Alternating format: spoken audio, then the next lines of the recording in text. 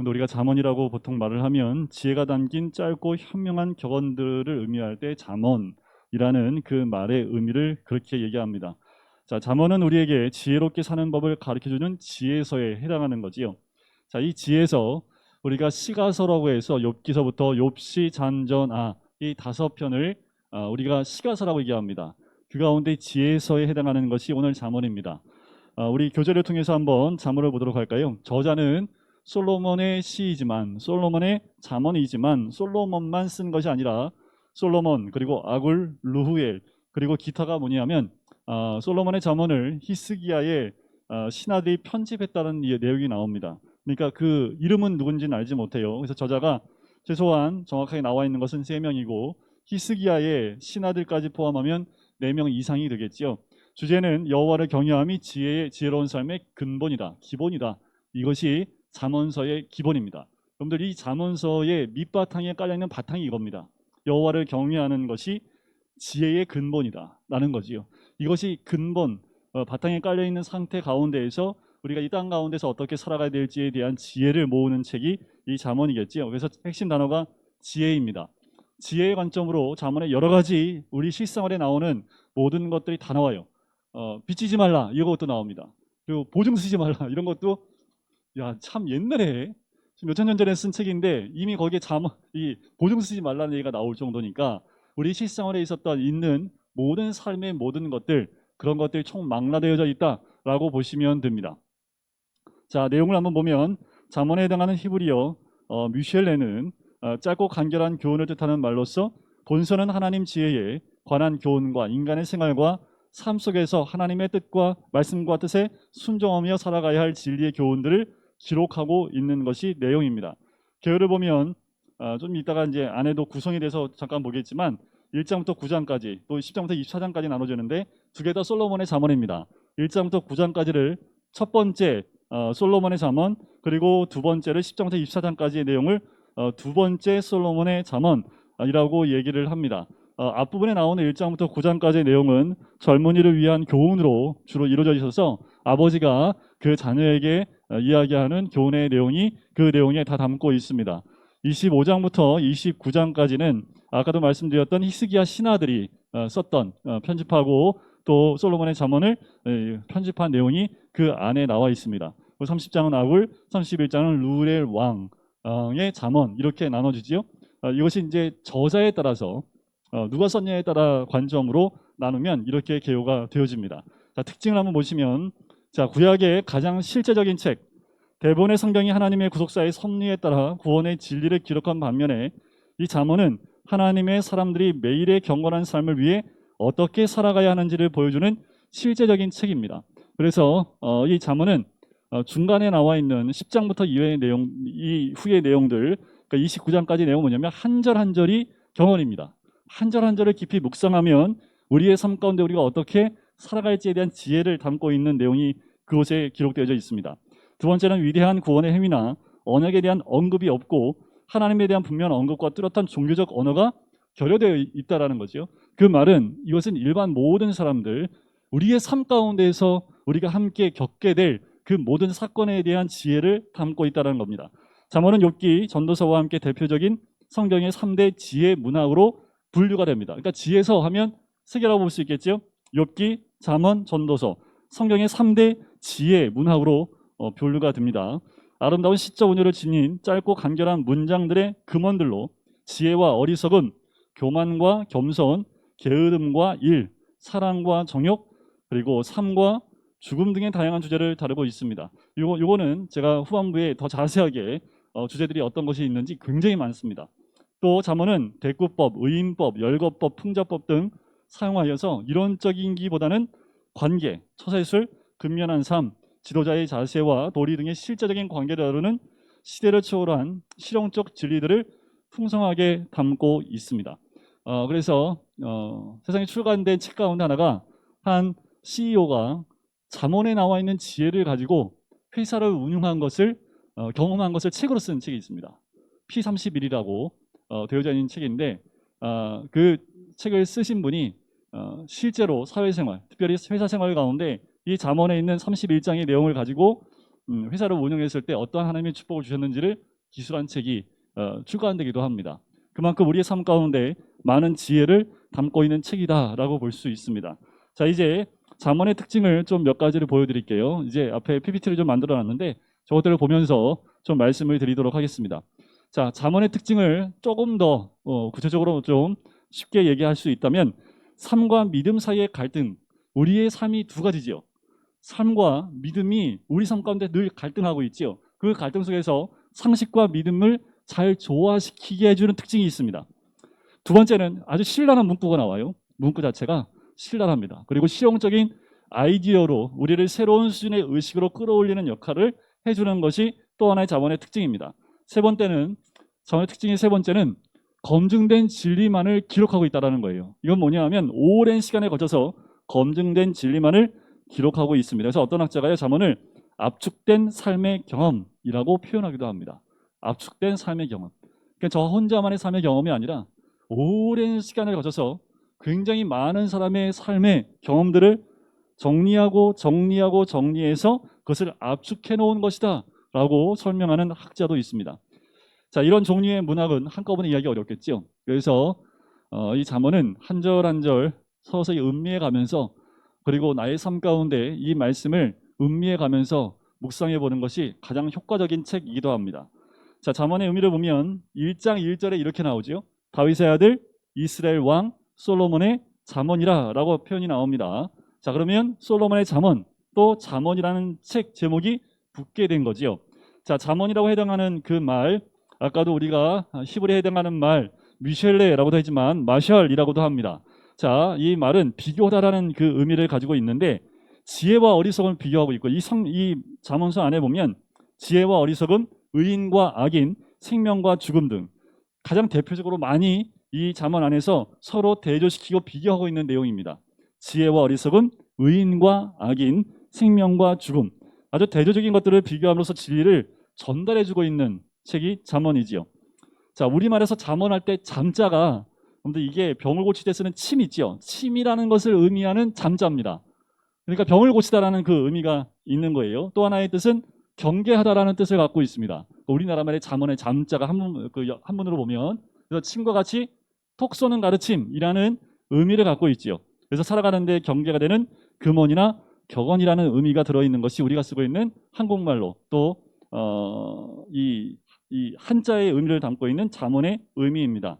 자, 잠언의 기록의 목적을 한번 볼까요?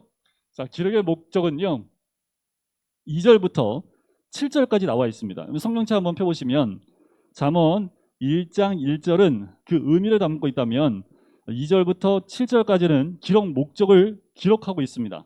자, 그 2절부터 7절까지에 나와 있는 그 잠언의 목적을 7가지로 좀 정리를 해보면 2절부터 이제 7절까지 제가 쭉 이제 정리해서 말씀드릴게요.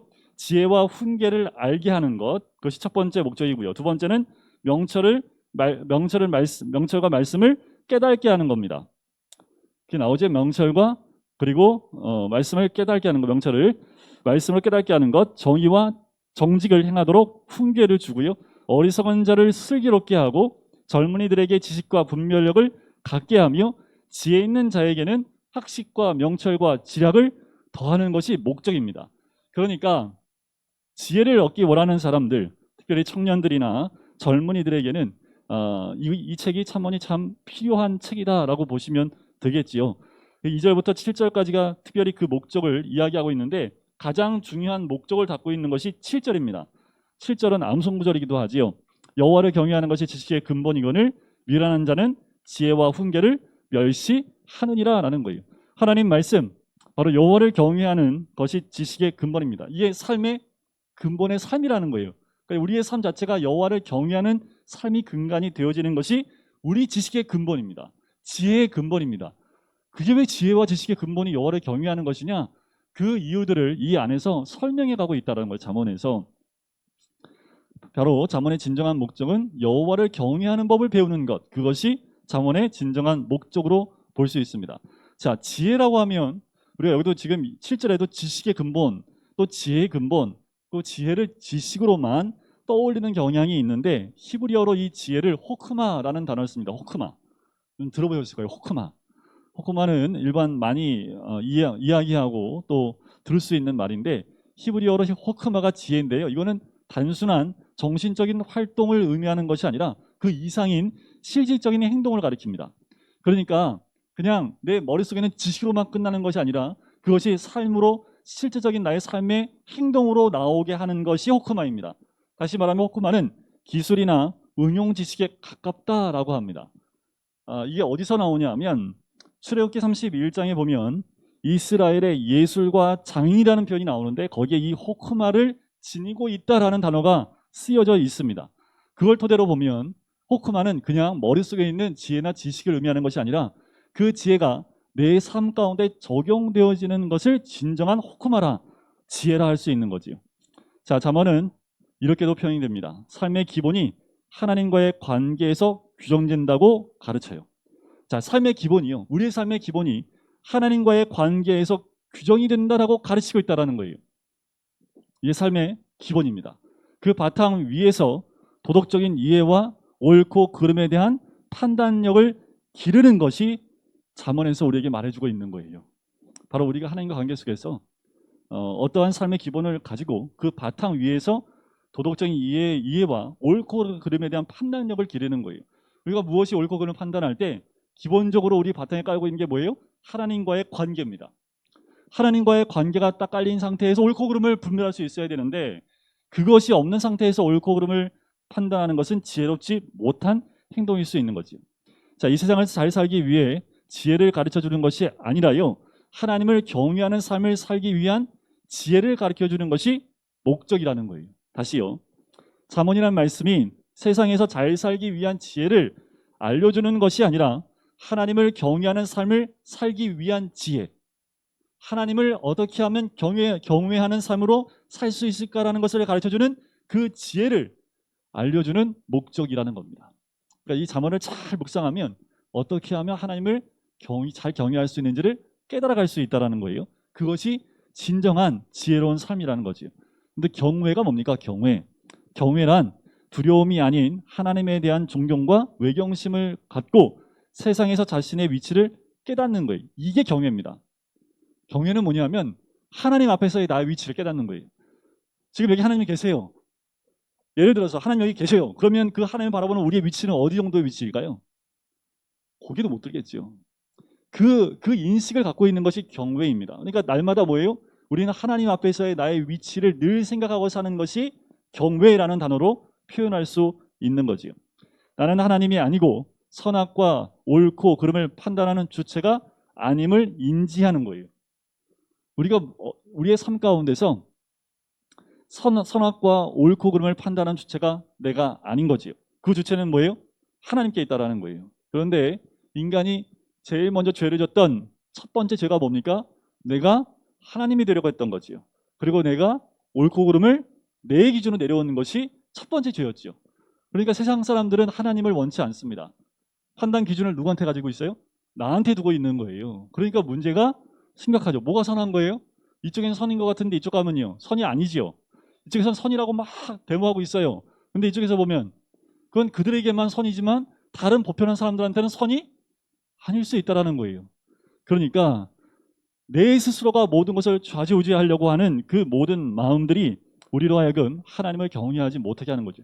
만약에 하나님을 온전히 경외하고 있다면 그러한 판단 가운데 가지 않는다는 겁니다. 하나님 앞에서 자신을 낮추어 하나님이 정의하신 옳고 그름을 인정하는 것이 진정한 지혜로운 삶이다. 그것이 잠언에서 우리에게 말해주고 있는 겁니다. 자, 이제 잠언의 구성을 한번 볼게요. 아까도 우리가 교재에서 잠언의 계열을 좀 보았는데, 자, 잠언의 구성을 저자에 따라서 7부분으로 좀 자세하게 나눠볼 수 있습니다. 1장부터 9장까지가 솔로몬의 잠언이에요. 그래서 1장 1절에 그게 나오죠. 또 10장부터 22장 16절까지도 두 번째 솔로몬의 잠언으로 명시가 됩니다. 그 22장 17절부터 24절은 지혜 있는 자라는 표현을 쓰고 있기 때문에 그것을 따로 분류해서 지혜 있는 자의 말씀이라는 표현이 두 번 나오기 때문에 그렇게 세 번째로 구분이 되고요. 네 번째는 25장부터 29장까지 솔로몬이 저자이지만 히스기야 왕의 신하가 편집을 했기 때문에 그렇게 분류가 됩니다.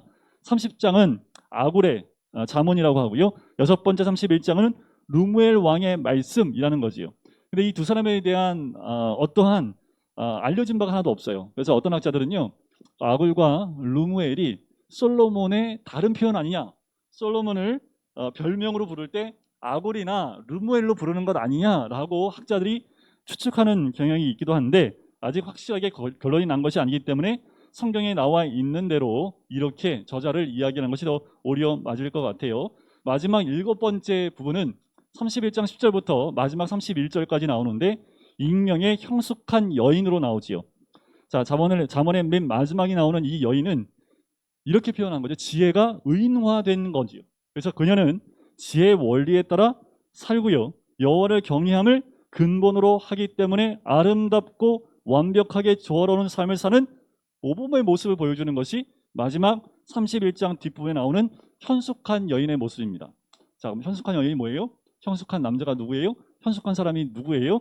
바로 여호와를 경외함을 근본으로 두고 아름답고 완벽하게 조화로운 삶을 사는 그 모습이 현숙한 사람의 모습이라는 거지요. 자, 그렇게 이제 그 기록 누가 저자이냐에 따라서 7가지로 구분이 있다면 크게 세 덩어리로도 나눌 수도 있습니다. 왼쪽에 이제 여러분들이 보기에 왼쪽에 세 덩어리 나올 수 있죠. 1장부터 9장까지, 10장부터 29장까지, 30장부터 31장까지 세 부분으로도 나눌 수 있습니다.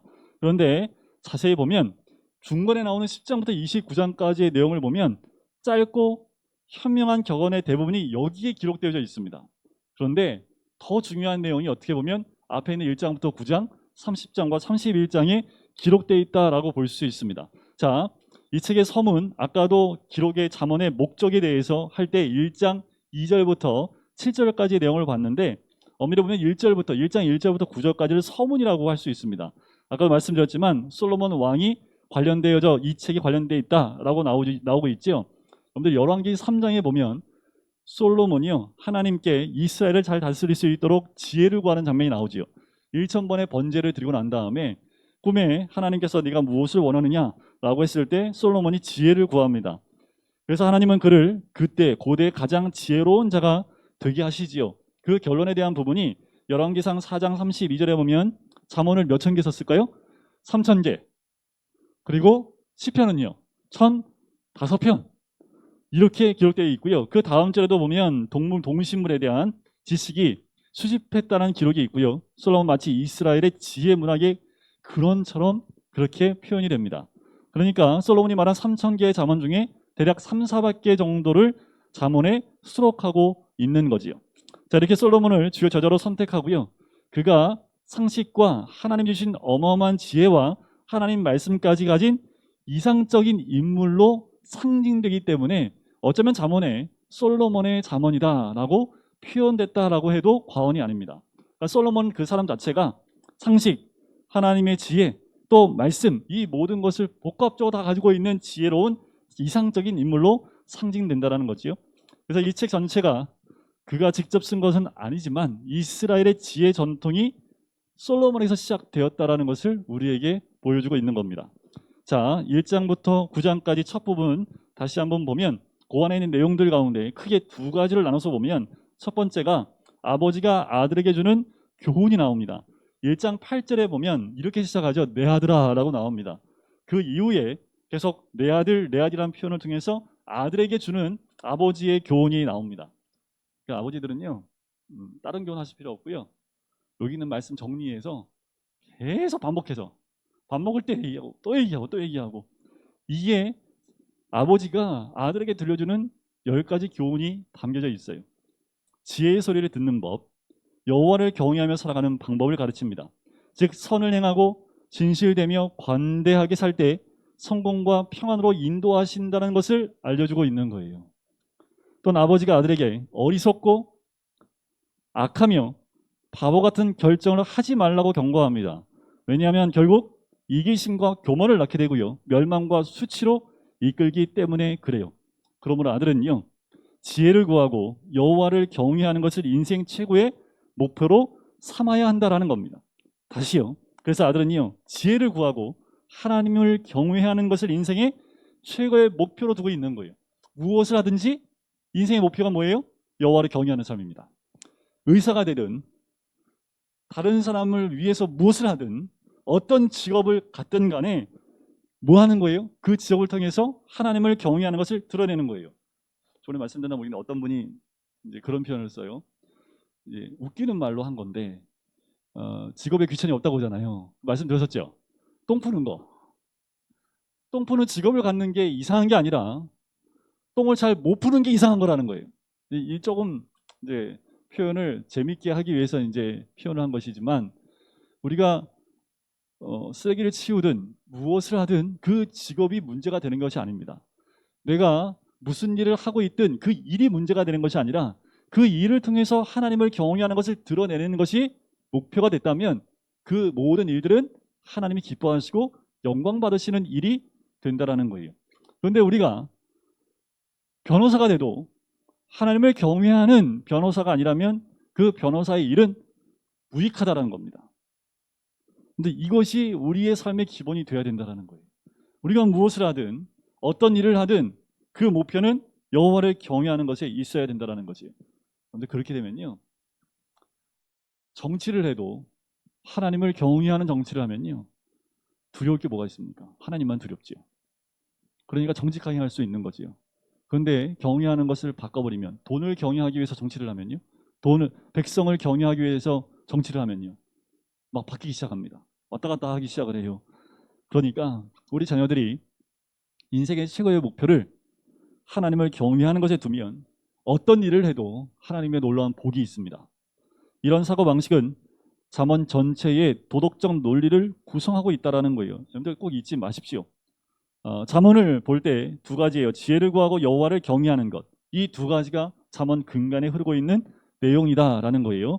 자, 이렇게 아버지가 주는 그 아버지 교훈은 성경의 지혜 문학이 무엇이고 성경의 다른 책들과 어떻게 다른지를 제공해 주는 내용이 그 앞부분에 등장을 합니다.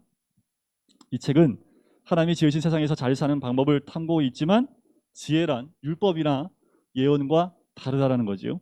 오히려 지혜 문학은 하나님의 백성이 세대를 거쳐 쌓은 통찰력으로 하나님과 타인을 존중하며 사는 방법을 가르쳐 주는 것, 그것이 지혜 문학의 근간입니다.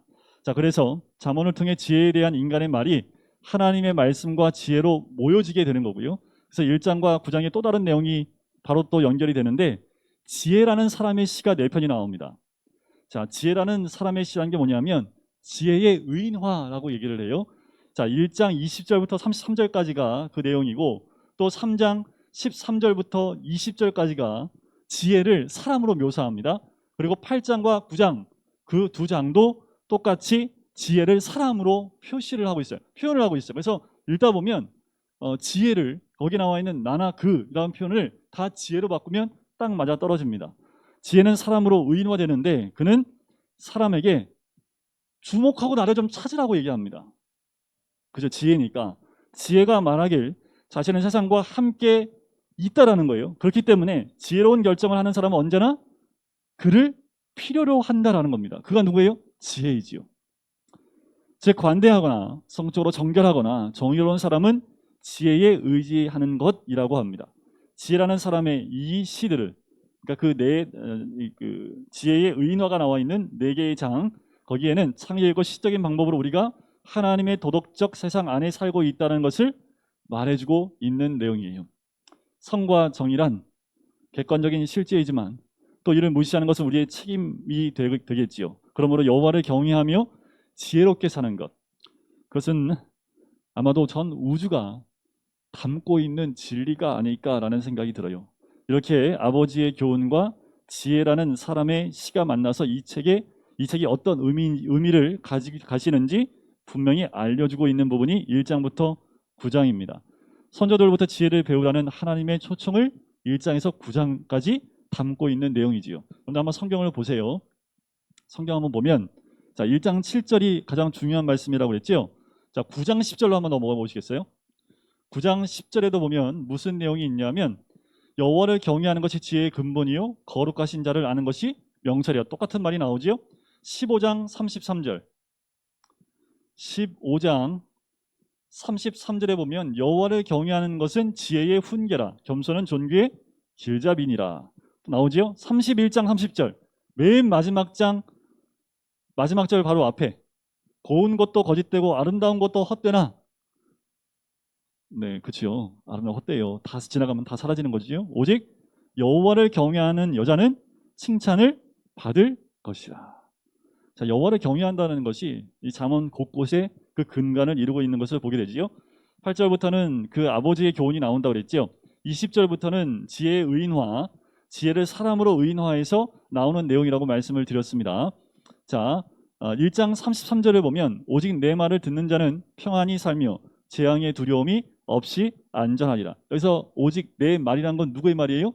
지혜의 말이라는 거죠. 자, 2장은 지혜의 이익에 대해서 이야기합니다. 자, 2장 7절을 보면 그는 정직한 자를 위하여 완전한 지혜를 예비하시며 행실이 온전한 자에게 방패가 되신다라고 말씀을 하지요.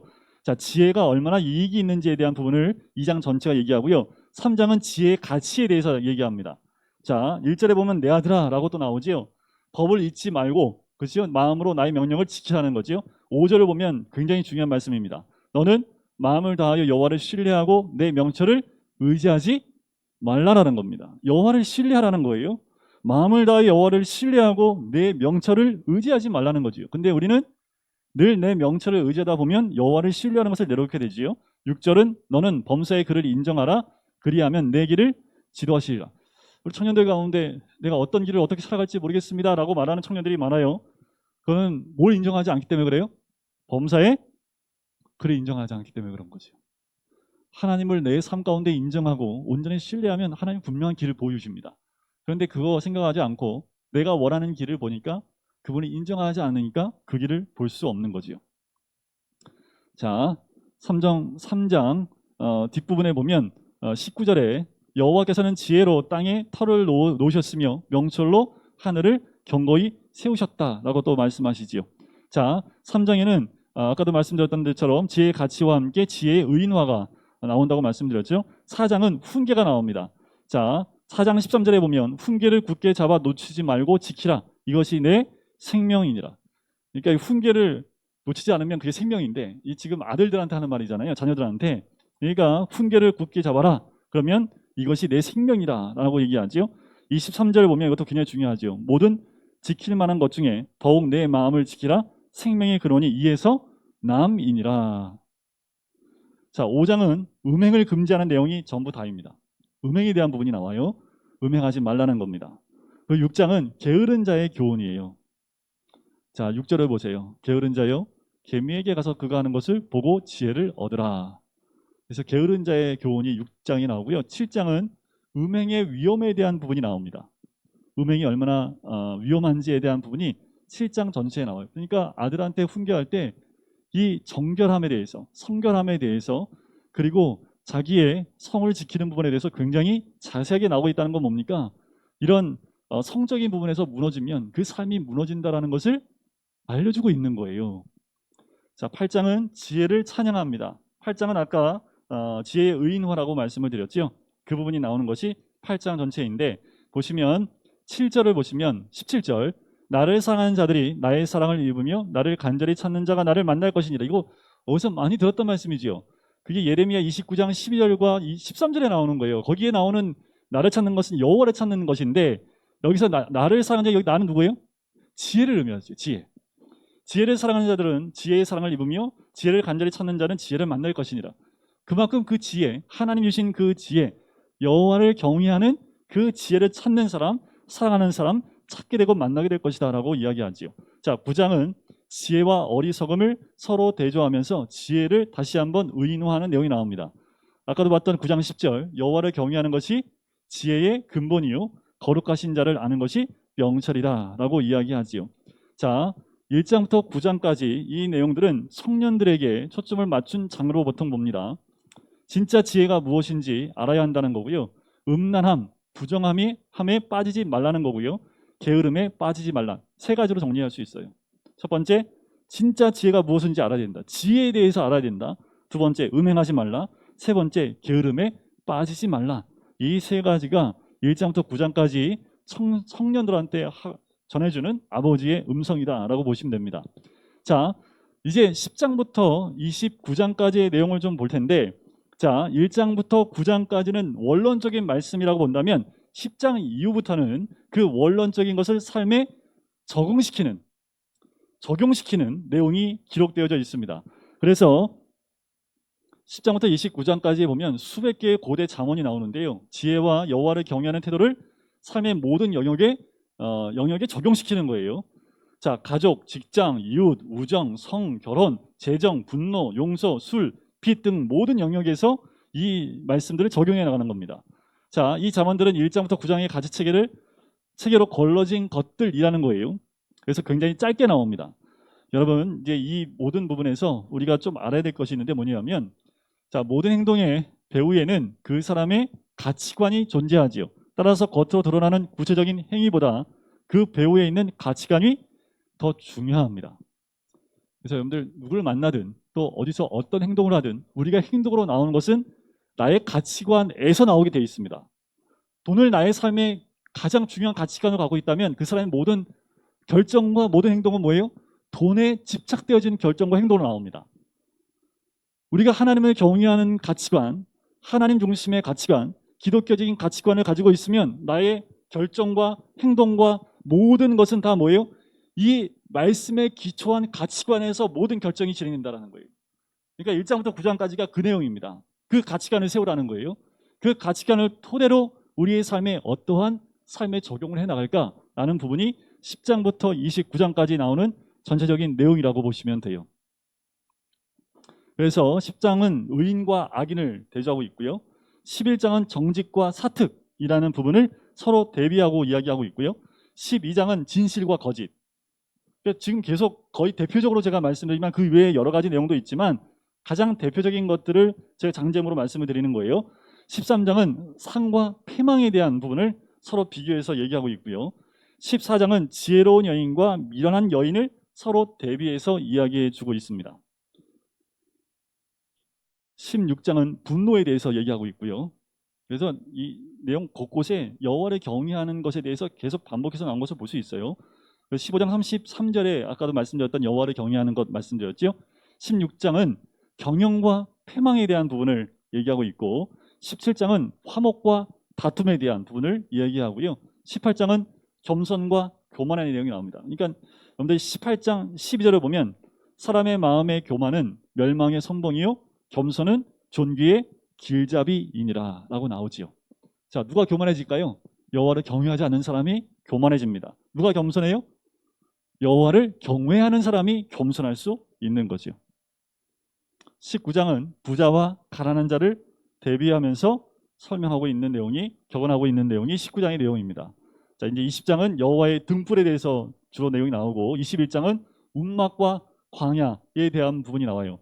21장 한번 구절 한번 보시겠어요? 다투는 여인과 함께 큰 집에서 사는 것보다 운막에 사는 것이 나으니라. 이런 말씀도 있어요. 제가 이 말 추천했냐면 신대원 시험 때 나왔던 말씀이어서 줄을 한번 쳐놨어요. 13절을 보면 귀를 막고 가난한 자가 부르짖는 소리를 듣지 아니하면 자기가 부르짖을 때에도 들을 자가 없으리라. 오늘 다 고개가 끄덕여지는 내용들이지요. 19절 다투며 성내는 여인과 함께 사는 것보다 광야에서 사는 것이 나으니라. 그러니까 운막과 광야에 대한 포인트가 이곳에 많이 적혀져 있는 것을 볼 수 있습니다. 22장은 명예와 은총에 대한 부분이 나와요. 자, 22장 1절에 그 내용이 나오죠. 많은 재물보다 명예를 택할 것이요 은이나 금보다 은총을 더욱 택할 것이니라. 4절 겸손과 여호와를 경외함의 보상은 재물과 영광과 생명이라. 11절 마음의 정결을 사모하는 자의 입술에는 덕이 있으므로 임금이 그의 친구가 되느니라. 23장은 지혜자와 교훈에 대한 부분이 나와요. 그것이 23장 내용이고요. 17절 한번 보시면 내 마음으로 죄인의 형통을 부러워하지 말고 항상 여호와를 경외하라라는 거지요. 우리가 죄인의 형통을 부러워할 때가 많지요. 그걸 부러워하지 말고 뭐 하라고요? 여호와를 경외하라라고 말씀합니다. 24장은 악인의 형통과 게으른 자에 대한 교훈이 나오는 것이 24장의 내용입니다. 여호와를 경외하며 선한 싸움을 싸우라라는 거지요. 24장 1절을 보면 너는 악인의 형통함을 부러워하지 말며 그와 함께 있으려고 하지도 말지어다라는 겁니다. 여러분들이 기억하셔야 될 내용입니다. 형통함만 바라보고 악한 자의 형통함에 동참하지 말라라고 이야기하는 거지요. 8절 악행하기를 꾀는 자를 일컬어 사악한 자라 한다라는 거지요. 16절 대저 의인은 7번 넘어질지라도 다시 일어나려니와 악인은 재앙으로 말미암아 엎어진다라는 거지요. 21절 내 아들아 여호와와 왕을 경외하고 반역자와 더불어 사귀지 말라. 여호와를 경외하는 말씀이 또 반복해 나오지요. 자, 25장부터 히스기야 신하가 편집한 솔로몬의 잠언이 29장까지 나옵니다. 요거는 한번 넘어가고요. 자, 마지막이 이제 30장인데요. 30장과 31장이 마지막 두 개의 긴 시 모음집이 나오는데, 자, 30장 첫 번째 시가 나오는 30장은 아울의 잠언이라고 나오지요. 자, 이 아울의 잠언으로 나오는데, 자, 이 사람은 처음에 그는 스스로 청명이 없고 하나님의 지혜가 필요하다라고 합니다. 그것이 2절과 3절에 나와요. 뭐라고 나오냐면 나는 30장 2절 다른 사람에게 비하면 짐승이라 내게는 사람의 청명이 있지 아니하니라 나는 지혜를 배우지 못하였고 또 거룩하신 자를 아는 지식이 없다라고 자기 자신을 그렇게 얘기하지요. 그 후에 하나님의 지혜가 말씀으로 주어졌음을 발견하는 것이 30장의 내용입니다. 그러니까 아굴은 마치 잠언을 읽는 사람들의 본보기와 같아요. 처음에 들어갈 때 잠언을 공부하기 전에는 다 총명이 없고 하나님의 지혜가 필요하므로 이 말씀을 보는데 그 잠언의 말씀을 보면 볼수록 그 안에 지혜의 말씀 그것이 발견되어져 간다라는 거죠. 항상 말씀을 통해 하나님의 지혜를 듣고자 마음을 여는 사람이기 때문이다라는 겁니다. 자, 마지막 장은 이스라엘 사람이 아닌 루엘 왕이라는 왕의 시가 31장에 나옵니다. 그는 자신의 어머니가 가르쳐준 지혜를 전하고 있고요. 이는 지혜롭고 공의로운 지도자를 위한 지침서와 같은 것이 31장의 내용입니다. 그리고 마지막 이제 뒷부분의 10절부터 나오는 내용은 현숙한 여인의 성품에 대한 이야기가 나와요.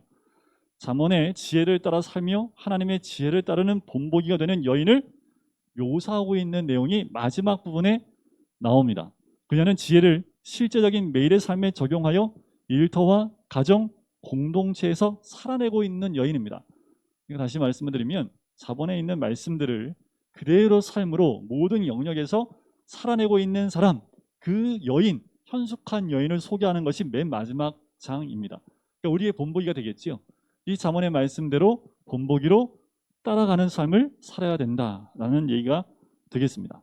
자, 그럼 이 잠언을 어떤 관점을 읽어야 될까? 우리가 좀 조심해야 될 몇 가지만 말씀을 드릴게요. 자, 모든 잠언은 본질적으로 개연성에 대한 것이 있습니다. 자, 개연성이란 게 뭐냐면요.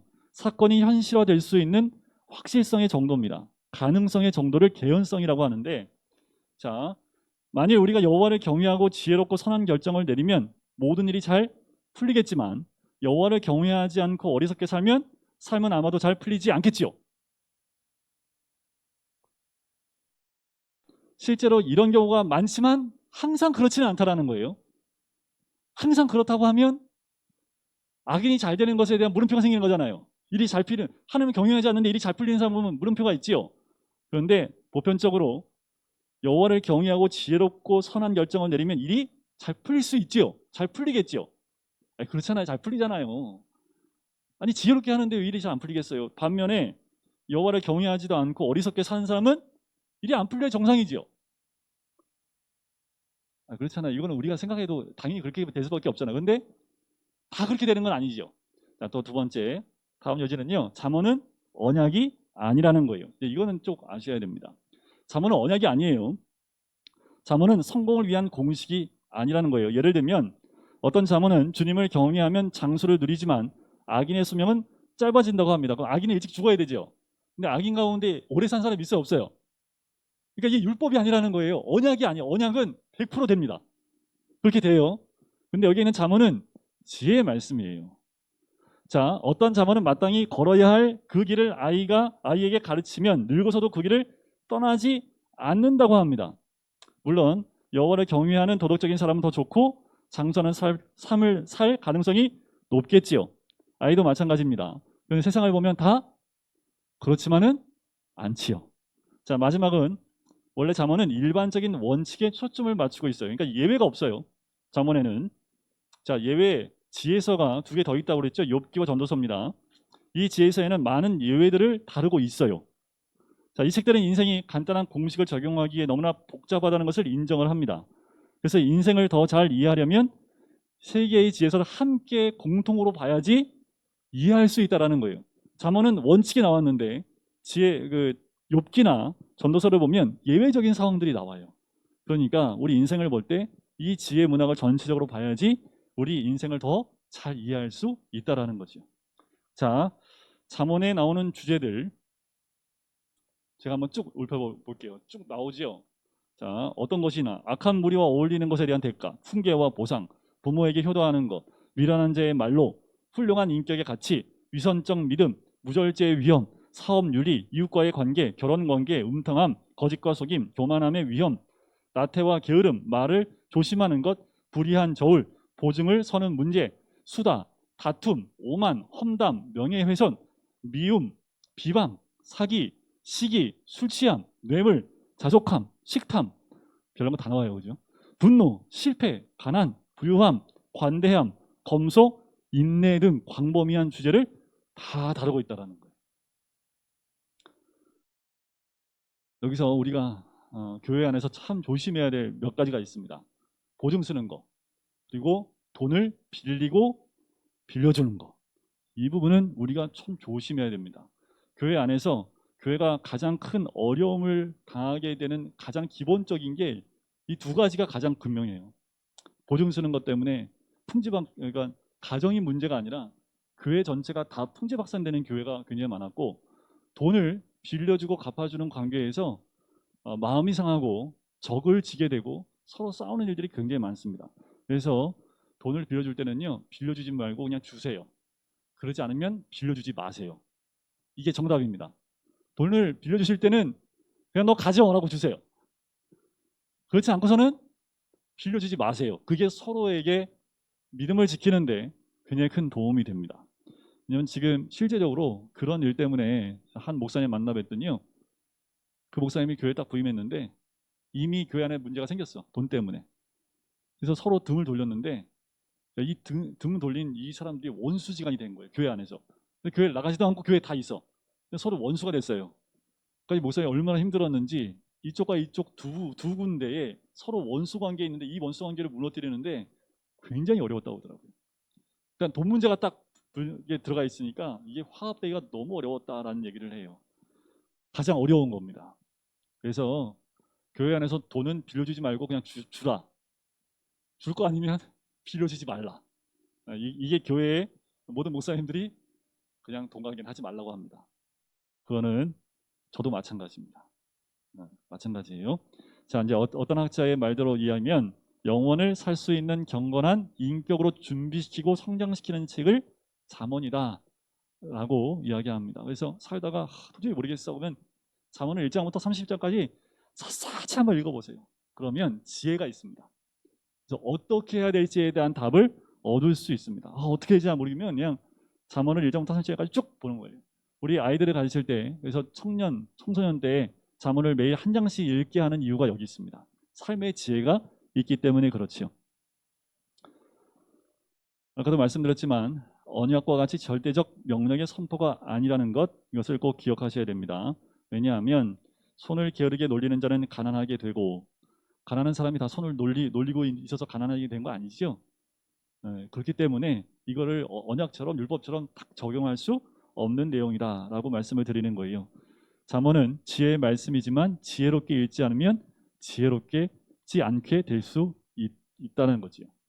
말이 어렵네. 다시요. 잠언은 지혜의 말씀이지만 지혜롭게 읽지 않으면 지혜롭지 않게 될 수 있다라는 거예요. 결론 한번 말씀드릴게요. 잠언은 삶의 모든 계절을 지나는 모두를 위한 책이다. 봄, 여름, 가을, 겨울을 지나고 있는 모두를 위한 책이며 하나님의 선한 세상에서 지혜롭게 잘 살기 위한 지침서와 같은 책이 잠언이다라는 거예요. 다시요. 하나님의 세상, 선한 세상에서 지혜롭게 잘 살기 위한 지침서와 같다라는 거지요. 언약은 우리가 붙들어야 될 말씀이지요. 우리가 믿고 따라야 될 말씀입니다. 지혜의 말씀, 이 잠언은 하나님의 선한 세상 가운데서 어떻게 살지에 대한 그 삶의 지침을 우리에게 알려주는 내용이 기록되어 있다라고 보시면 돼요. 그래서 뭐 잠언은 한 절 한 절 읽고 묵상해보고 한 절 읽고 묵상해보고 해서 31장까지의 내용을 한번 쭉 깊이 묵상해보면 막혀 있었던 머리가 뻥 뚫리고 삶의 답이 없었던 그 길이 눈앞에 보이는 역할을 주는 것이 이 잠언의 지혜서이기도 합니다. 그래서 좀 잠언을 가까이 하시고요. 결정하고 하루에 한 장씩 읽으시면 되고 한 달이면 한 번 읽고요. 1년에 12번 읽을 수 있습니다. 잠언서만 1년에 12독 하시면 제가 거짓말 안 하고 지혜롭게 되십니다. 근데 그렇게 실천하는 분이 별로 없더라고요. 그래서 여러분들 삶이 힘들고 어려울 때 모든 책을 다 읽어야 되지만 특별히 길을 잘 선택하지 못하겠다라는 생각이 들면 잠언 말씀을 깊이 묵상해 보시길 제가 추천해 드립니다. 기도하겠습니다. 사랑하는 주님, 우리에게 잠언의 말씀을 주신 하나님의 뜻이 있는 줄 믿습니다. 지혜를 구하는 것, 하나님을 경외하는 것이 지혜의 근본임을 이 잠언을 통해서 우리에게 알려주고 또한 여호와를 경외하는 그 근본과 바탕을 통하여 우리의 삶의 모든 것을 결정하며 우리의 모든 삶의 길을 바라볼 수 있기를 간절히 소원합니다. 무슨 일을 하든 어떤 상황에 있든 우리의 삶의 여호와를 경외하는 삶의 근간이 되어 있다면 어떤 것을 하든지 안 하든지 그것이 문제가 되지 않을 줄 믿습니다. 우리의 삶이 여호와를 경외하는 삶이 되게 하여 주셔서 늘 지혜로운 자의 모습으로 우뚝 서는 하나님의 사람이 될 수 있도록 축복하여 주시옵소서. 감사드리며 예수 그리스도의 이름으로 기도드립니다. 아멘.